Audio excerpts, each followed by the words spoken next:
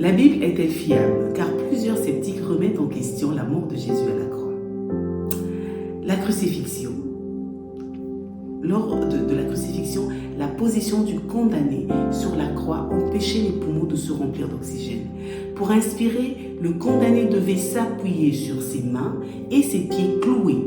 Il souffrait donc le martyre à chaque inspiration, s'épuisant de plus en plus.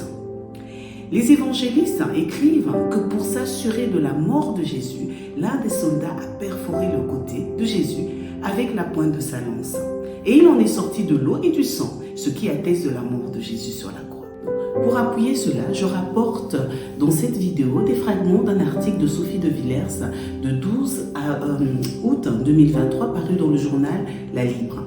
Cet article reprend lui-même le contenu du livre « Entretien avec un cadavre » de Philippe Oxo, professeur à l'Université de Liège, médecin légiste, qui pourtant est athée. Il écrit ceci. Ayant reçu une volée de coups sur le thorax, le poumon a dû être abîmé et a suffusé une sécrétion à base de plasma. Cela se passe dans la cavité pleurale et donc lorsque l'apôtre Jean décrit le fait que la lance fait d'abord sortir de l'eau puis du sang, c'est effectivement ce qui se passe. Ce n'est pas vraiment de l'eau, mais on ne peut pas lui en vouloir de ne pas connaître la composition du plasma à cette époque. Pour nous, en médecine légale, il meurt d'acidose respiratoire suite à une asphyxie posturale, c'est-à-dire une position de corps, les bras en arrière, qui est telle qu'elle est incompatible avec la survie. L'acidose respiratoire est cause du décès en raison du pH du sang qui n'est plus compatible à la vie.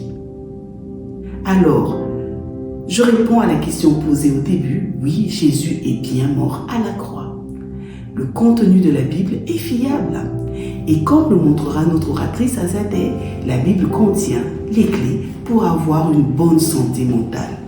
Pour le découvrir, alors inscris-toi en cliquant sur le lien qui se trouve dans la description. Et on se retrouve à ce souper le 22 novembre 2025.